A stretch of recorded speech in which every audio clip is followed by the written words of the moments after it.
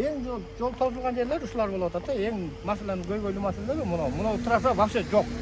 Келесиң тупукта сайылып туруп каласың. Көчө жок болуп кеткен. Бир жеке ишкер окат кылам деп бүт Кыргызстандын жолун жаап атат. Бүт. Меники эле эмес бу, бүт Кыргызстандыкын. Сырттыктар өтө албай калып атат. Ачык эле. Ошондо. Ошондо биз мындайча айтканда Калгожо аке азырчы Бишкек-Ош жолун жапканга себепкер болот. Туура айтып атамбы? Туура айтып атат. Ассаламу алейкум, урматтуу кыргызстандыктар, урматтуу токтогулдуктар. Сиздер менен бүгүн шаардык кеңештин депутаты Болот Дүйшүналиев мыйзамсыз жерлерди текшерүү боюнча дагы сиздерге видео тасма тартып турам. Мен бүгүн айтарым, урматтуу кыргызстандыктар, Токтогул шаарында кадимкидей көчө жок болуп кеткен. Көчө. Сиздер жашап аткан көчө барго, мына ошол, дал ошондой көчөнү эле тозуп алган, ушундай мыйзамсыз мыйзам бузуулар болгонун азыр сиздерге көргөзөм. Ушундай бар. Ага таң калыштын деле кереги жок. Мен ойлойм, мындай Кыргызстандын баардык жеринде эле бар болуш керек.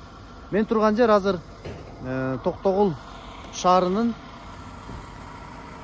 ошондо түндүк батыш тарабында турам мен. Далмын Токтогул жазуунун жанында. Азыр сиздерге мына көргөзөм. Мына достор, Токтогул жазуу. Бул мына сан эпидем станциясы Токтогул районунун мекемеси.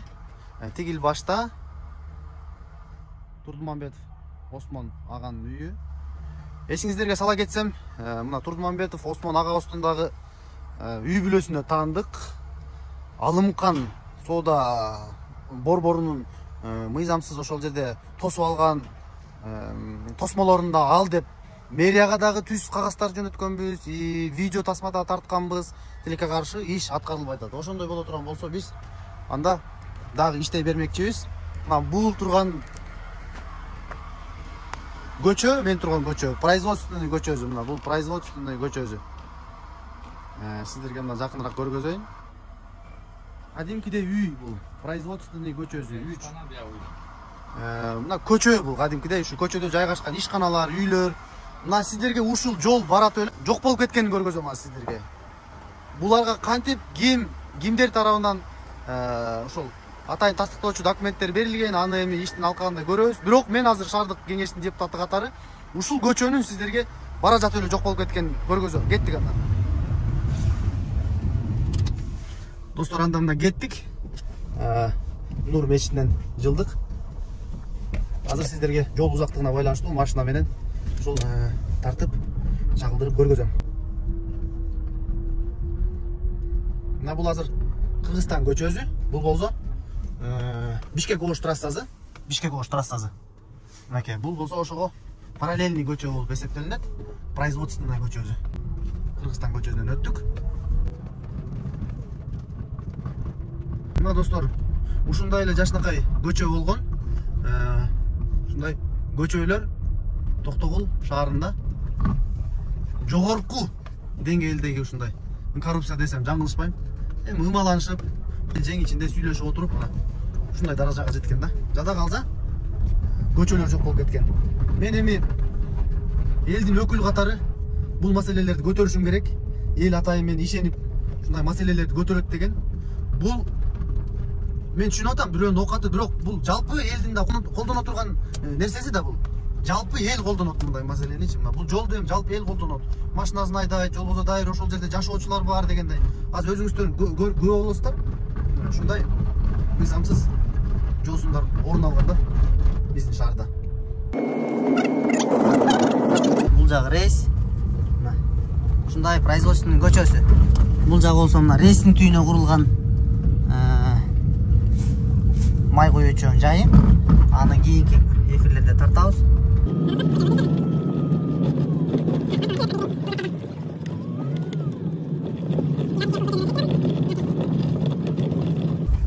Бул жакта эски сүт май өндүргөн завод болчу дейт, биз көрбөй калдык.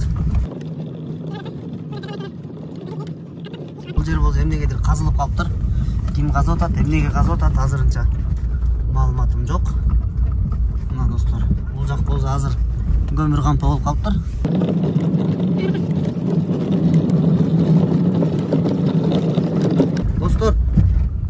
сала кете турган болсом, бул жол, адамдар басуучу, адамдар жүрүүчү тилкелер, бул муниципалдык жер болуп эсептелинет да. Муниципалдык жер. Бул эч кимге берилбеш керек. Кандай гана мыйзамдарыңар кабыл алынбасын, бул берилбеш керек.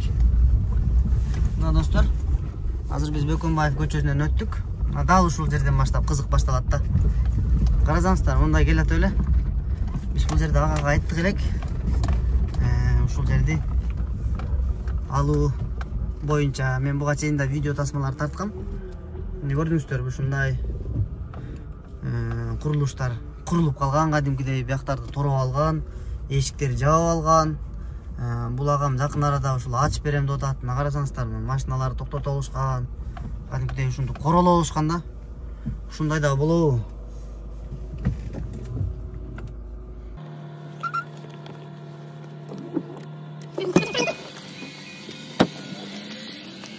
Мына бул жол. Жол кадимкидей ушундай машиналар жүрө турган.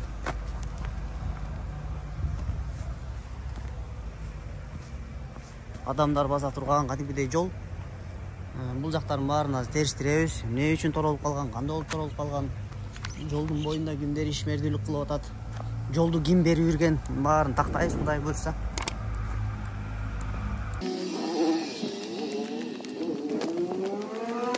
Саламатсыз бе же? Бул машина кимдики? Машина ушу же неменики? Аты ким эле акен? Акен Райымжан акен. Машинаны алып койсунчу, айдап өтүшүм керек болот мен. Мына достор, бул ашкана Добул ашканасы. Райымжан аке! Салам алейкум. Аке, кандайсыз? Дел соолуктарыңыз жакшы? Машинаны алып койсоңуз өтүп кетишим керек болот.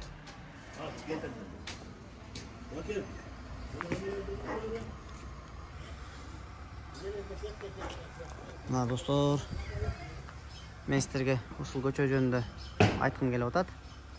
Производственный көчөсү, мына ушундай бул улам келет. Бул жакта кадимкидей машиналар каттап, күнүмдүк оокаттарын кылат. Бирок ошонусуна карабай, бул жакта ушундай тозулар, ушундай эми жеке оокат кылуулар болуп жатат. Бирок биз жалпы адамдарга өбөлгө түзүшүбүз керек.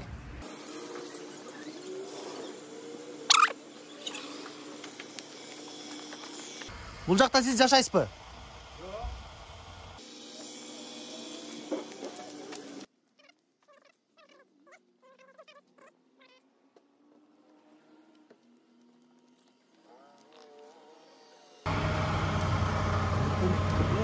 Кандайсыз?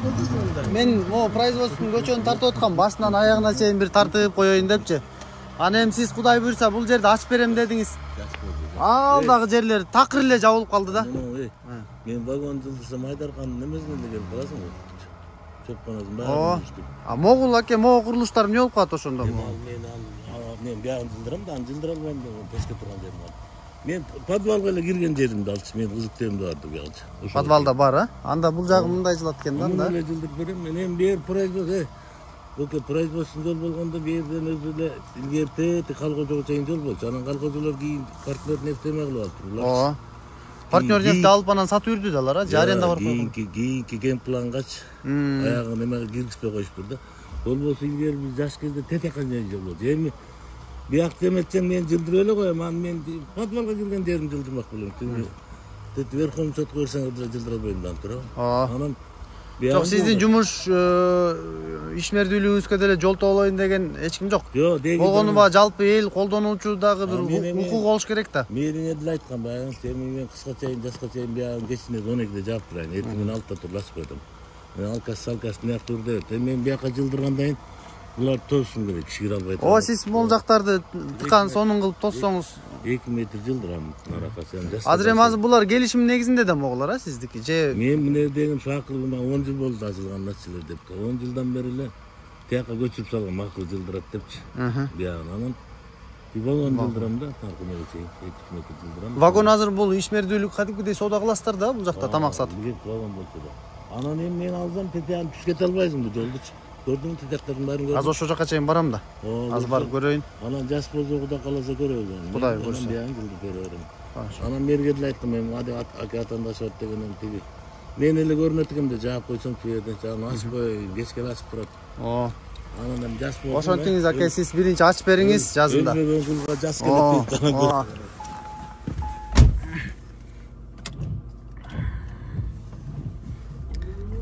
Достор, азыр жол ачтык. Мына, дагы кеттик.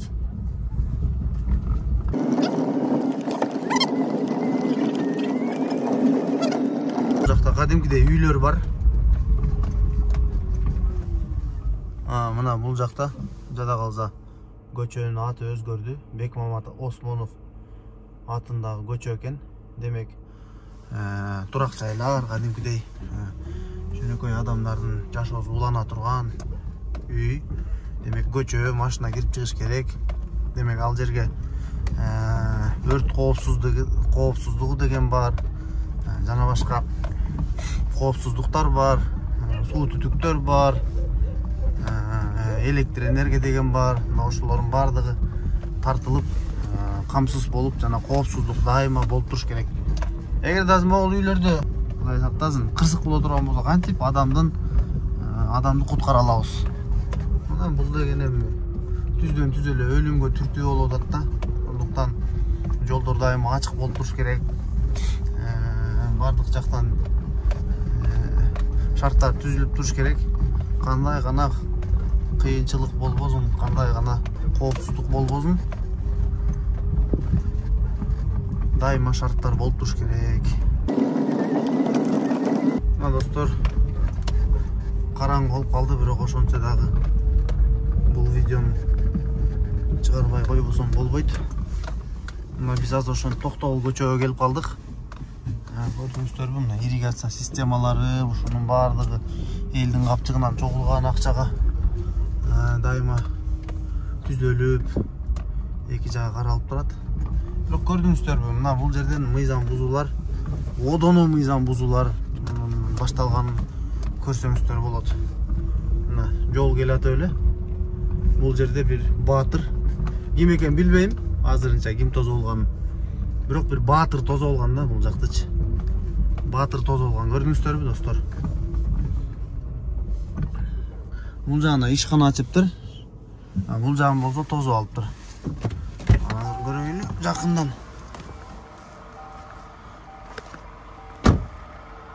Мына достор, ушунда болуп туруп тозо болушкан. Бул жак эски автобаза болчу, ушунда болуп жол тозулуп калды. Мен укугум эмне болот ошондо? Мен азыр өтүшүм керек эле. Мен машинаны жакшы айда албайм, мисалы. Мен чоң трассага чыккым келбей атат. Мен ошондо кандай кылышым керек? Кантип өтөм? Мен ушу суроомго ким жооп бере алат? Кантип өтөм ошондо? Жол гана. Жол болсо Америкадан бир киши келип калды. Производственный көчөсү номер паланча үйү, ошол жерге келе бер деп койду. Ошону ал кантип таап келет? Мына ушундай да. Жол болсо мунун аркы жагында бирөөнүн үйү өрттөнүп атат деп койлу. Өрттөнүп атат. Ичинде аябай бир кырсык болуп атат. Пожарный ушундайдан келди. Ал наркы өткө кантип өтөт? Ушул маселе да. Көрдүңүздөрбү достор? Жол болсо деген ушул жолдо кандайдыр бир абал жаралып, трасса жабылып калды дейли. Трасса жабылып калды. Капталынан өтүш керек болуп калды. Ошондо кандай болот деп ойлойсуздар? Трасса жабылып калды дейли мына. Дал могул жер жабылып калды деп айтайын сиздерге. Дал могул жер жабылып калды. Мына дал могул жер жабылып калды, мына дал ушунун тушу. Аябай ушул жерге бир фура капталынан туруп калды делчи. Аны эч ким жылдыра албай атат. Ошондо кандай болот? Ал жерде бир нерсе иликтешиш керек болуп калса, туруп калса делчи, ошондо кандай болот? Ар кандай учурлар катталат да. Ушул жерде ар кандай да мындай коркутуп айтпай эле коеюнчу, бирок ар кандай учурлар жаралып калат. жаралабы жаралбайбы мыйзам баарына бирдей болуш керек. Анан сөзсүз ал жерге эмне болмок эле деген суроо өзү жакшы эмес да. Эми карап туруңуздар, эми мындайынан келдим. Болгон жолгочу бул жер илгери ишкана болгон, автобаза. Мына автобазандагы баардыгы жеке менчикке чыгарып отурушуп. Мына бул жак болсо дагы тозу болгон. Ушундай мыйзам бузуулар көп да. Көрдүңүздөрбү достор? Эми буну кайсы прокурор, кайсы конституциянын жок кайсы билбейм мыйзамдардын негизинде иш алып барабыз. Кайсы мыйзам негизинде жашайбыз. Биротоло бул зданияны да өткөрүп алышты, жолду да өткөрүп алышты. Эми мүмкүнчүлүгү бар адам эле болбосо билбейм, бир акези теги ууру кескин бир жерде коррупционер болуп ыңгайлуу жерге келип калса эле ушундай кыла беришеби? Мынакей жанагы үйдүн берки бети болду. Көрдүңүздөр достор, бул көчө жабылып калды. Эми бул жан караңыздар эми. Бул эмне деген кесепет эми? Кант өтөбүз нарагына. Карасаңыздар, кант өтөбүз. Бул жерде Калгожо деген аке ушул жолдун баарын тосуп алган. Эми ушундай да болобу? Шерменде да унун бардыгы. Мыйзамдуу талаада жашаш керек бардыгыбыз. Турабы акелер?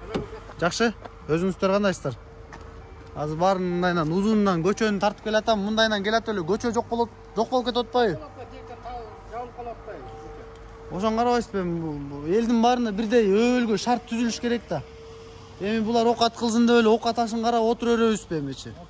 Эми жалпы эл дагы колдоnuş керек да. Мен наркотикке өтүшүм керек, пожарный келет. Илгери могу жерде трасса бар эле да. Чоң эле трасса. Азыр могу жерден жабылган. Өтө тиги жерде Айдаркан деген азекебиз бар. Ал жабып койгон, ошол бойдон эле бул жол жабылып койгон. Ачылып айтканда. Мына жол. Могу жер ачылыш керек. Бул жер жабылган. Бул эски жол болот. Жол бар. О, жол да кадимкидей бул жол болчу да. Эми булар бизнес кылсын, өнүксүн деп элдин баарын кыйнай береби? Могул жерге азыр мал базар кылып, анын үстүнө мына батпай калды, машина батпайт. Турабы? Бул жерде азыр эртең суббота күнү могу трассадагы чоң машиналар сырттыктар өтө албай калып атат. Ачык эле. Ошондо.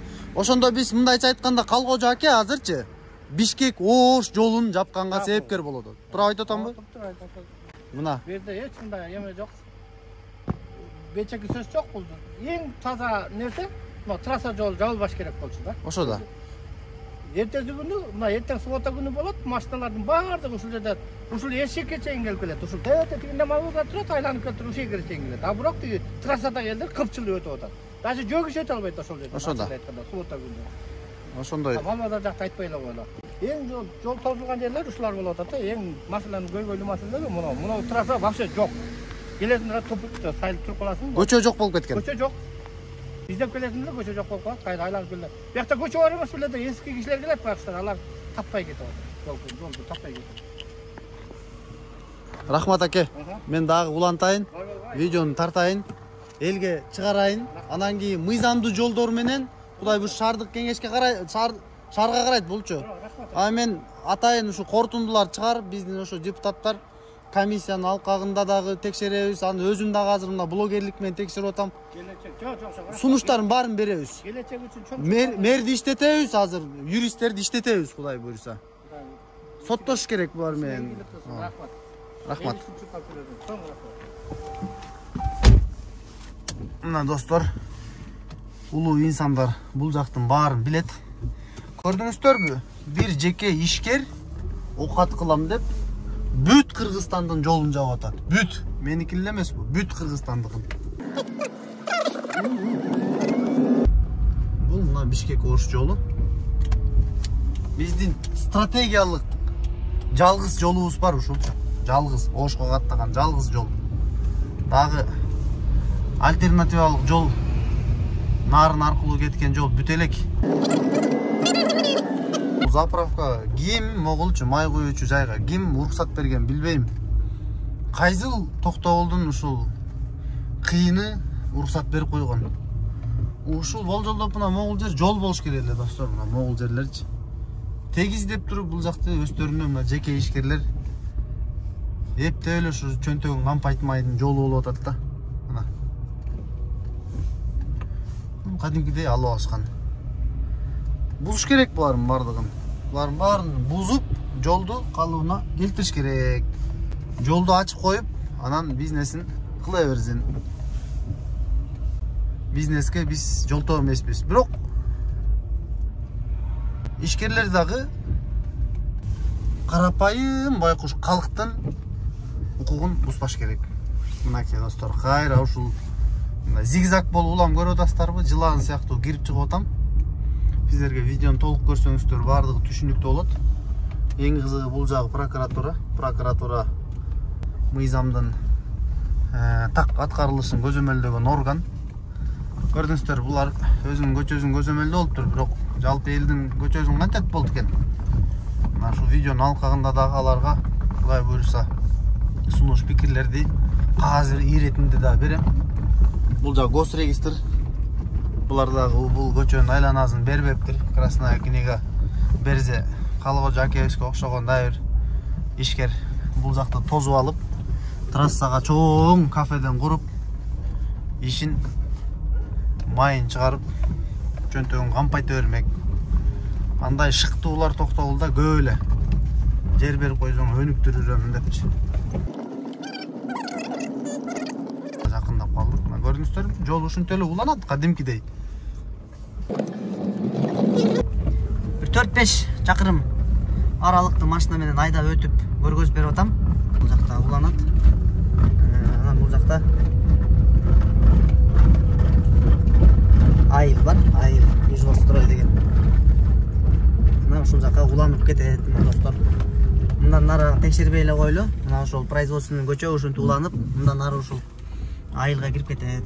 Мына достор, бүгүн сиздерге ушул производственный көчөсүн көргөзүп алдым.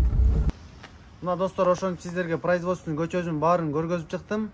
Мен ушул видеону сиздерге көргөзүп, аяктап жатып, эмнени айткым келет? Мыйзам баардыгына бирдей. Мына ушул ишкерлер көрсө дагы мени, жолбосо шаардын мэри көрсө дагы, жолбосо депутаттар, жолбосо мына жарандардын баары көрсө дагы жыйынтык кылыш керек. Мен бүгүнкү күндө ишеничтүү айта алам. Бүгүн шаарда жер ала албай 4000-5000 деген адамдар кезекте турат. Мына алар деле оокат кылгызы келет. Мына анда эгерде мыйзам бардыгына бирдей иштебей турган болсо, эртеңден баштап могу көчөнүн бардыгын таратышыбыз керек. Анткени алар дагы талаалап, жай таба албай, камкордук, мамлекеттен камкордук ала албай, таанышы жок, акчасы жок, мындай бир кыйын абалдарга кептелип турат. Эгерде могул жерлер, мына мен шаардык кеңештин депутаты катары айтып коеюн, мыйзамдар менен да ошол жерге атайын арыздар менен кайрылам. Мына мыйзамды көзөмөлдөй турган прокуратура органдарына да кайрылам, мэрияга да кат жолдойм, мына шаардык кеңешти да көтөрөм, корутунду менен сунуш берип, ушу депутаттардын талабы менен Кудай буйруса биз мэрге дагы жөнөтөбүз. Мэр ишти алып барыш керек. Бүгүн 21 декабрь биз шаардык кеңештин юристин дагы айлык маянасын көтөрүп бердик. Эмне үчүн көтөрүп бердик? Мына ушуга окшогон мыйзамсыз жерлер менен күрөшүүнү. Менин видеом дагы сиздерге сунуш катары дагы, бул арыз катары да кабыл алынса болот. Андан сырткары мен кагаз түрүндө да болом. Достор, мына ушундай мыйзамсыздыктар менен бирге күрөшөлү. Сиздерге да жер керек, мына элдин да оокаты керек. Мына видеонун жүрүшүндө бардык маселелерди, мына элдердин айткандарын да өзүңүздөр көрдүңүздөр. Ошон үчүн менин каналыма катталыңыздар, барыңыздар, маалыматты таратам мен. Күрөштү бирге кылайлы.